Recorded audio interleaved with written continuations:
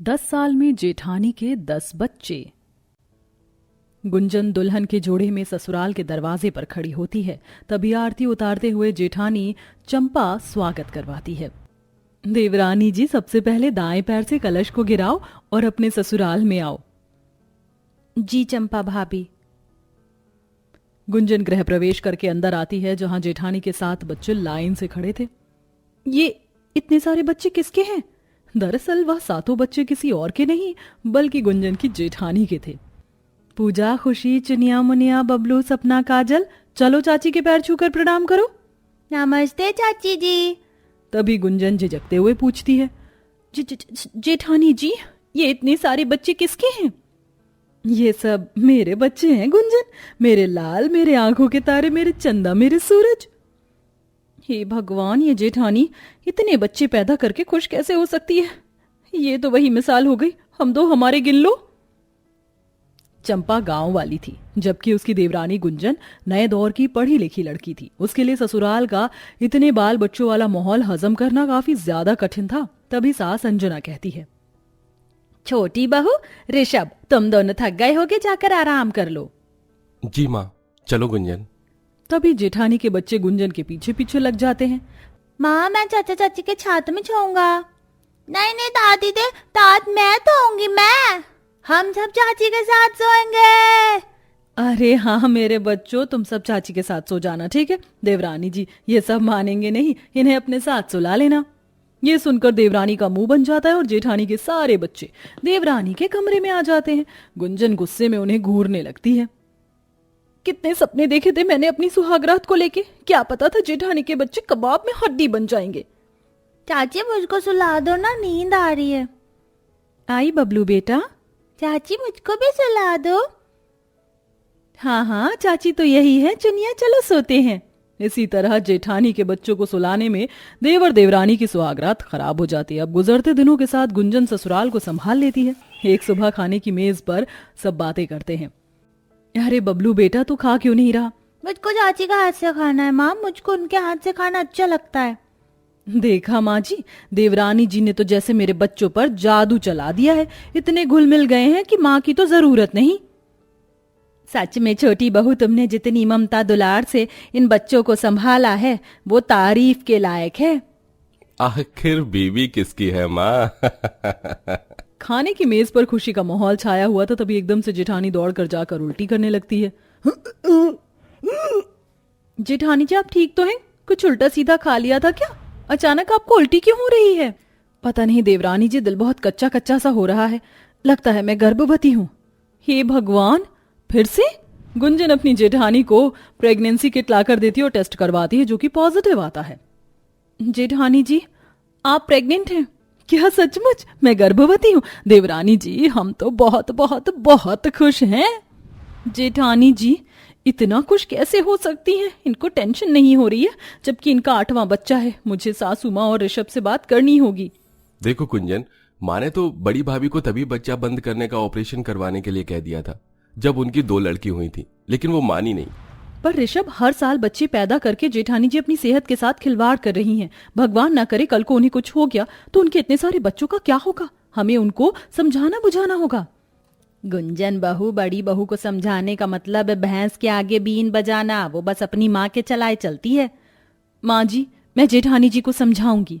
गुंजन अपनी जेठानी के पास आकर समझाती है। जेठानी जी, इस बच्चे के बारे में क्या सोचा आपने? आपको बच्चा बंद करने का ऑपरेशन करवा लेना चाहिए। बेटा बेटी दोनों तो हैं आपको। अरे लेकिन 6 लड़कियों के बीच में मेरा एक ही बिटवा है और मेरी अम्मा कहती हैं कि एक बेटे का भरोसा नहीं होता। अभी तो मैं 2-3 बच्चे और पैदा करूंगी, तब करवाऊंगी ऑपरेशन।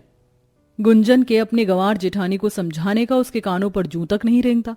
वह मुंह लटकाकर किचन में आकर खाना बनाती है।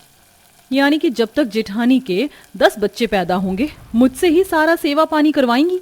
ऐसे ही दिन गुजरते हैं और जेठानी को पूरे 9 महीने होकर 2 जुड़वा बेटियां पैदा होती हैं और अब घर में 9 बच्चे हो जाते हैं। अब जेठानी और 9 बच्चों की देखभाल में बेचारी एक अकेली देवरानी की हालत पतली हो जाती है। एक तो सारा दिन घर के कामों में लगे रहो, रात में इस जेठानी के बच्चे भे भे करके चिल्लाते हैं। सोना दुश्वार कर दिया है। तभी चंपा अपने दोनों बच्चों को गोद में लेकर देवरानी के पास आती है। देवरानी जी देखो ना, दोनों एक साथ रो रही है, मैं तो बड़ी परेशान हो गई हूँ। हर साल जनसंख्या बढ़ाओगी तो परेशानी होगी ना। अच्छी खासी ड्यूटी लगाकर चली गई। बेचारी देवरानी अपनी नींद खराब करके बच्ची को सुलाती है और पूरे दिन भर सूजी हुई आंखों के साथ काम करती है। सबको खाना बनाकर खिलाती है और बाकी काम करती, जबकि चंपा एक तिनका टस से मस नहीं करती थी।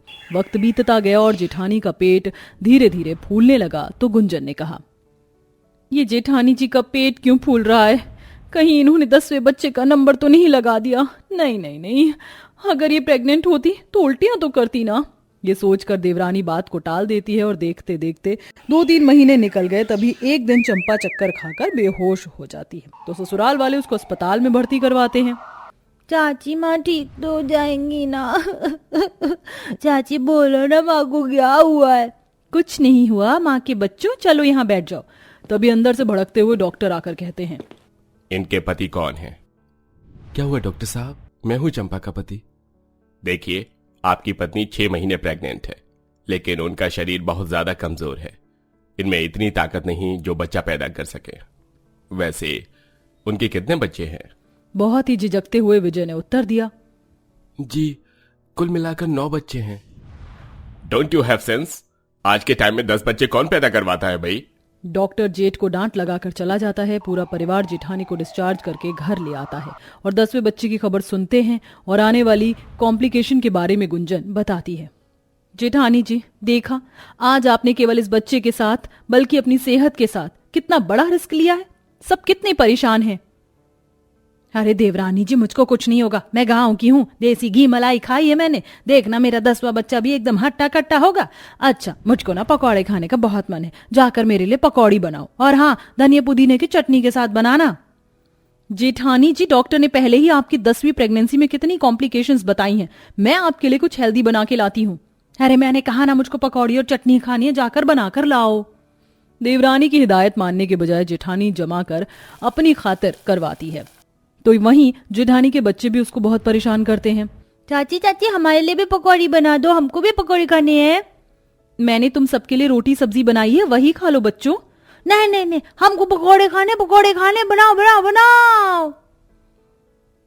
माँ बच्चे सब एक ही थाली के चट्टे बट्टे हैं, एक नंबर के ढीठ।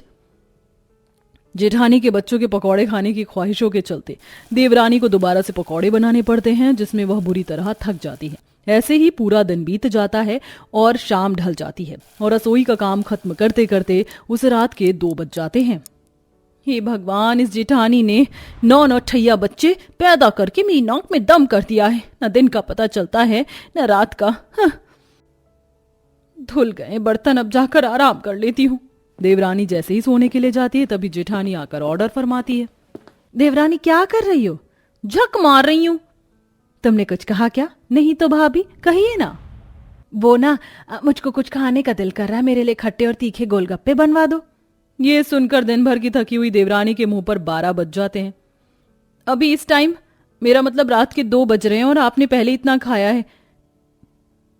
ऐसे में ज्यादा भारी पेट लेकर सोना अच्छी बात नहीं है। अरे तुम गोलगप्पे बना दो, बस मुझे सब हजम है, मेरा मन कर रहा है। देवरानी दांत पीसते हुए गोलगप्पे बनाती है और जेठानी खूब खाती है। इसी तरह दिन गुजर जाते हैं और 9 महीने पूरे हो जाते हैं, लेकिन जेठानी ना तो अपने खान पीन की आदत बदलती है और ना कभी एक जगह से उठकर टहलती है, जिससे उसे 9वें महीने की शुरुआत में ही लेबर पेन शुरू हो जाता है और एक बार फिर से उसे अस्पताल में भर्ती कराया जाता है। डॉक्टर साहब, मेरी जेठानी ठीक तो है?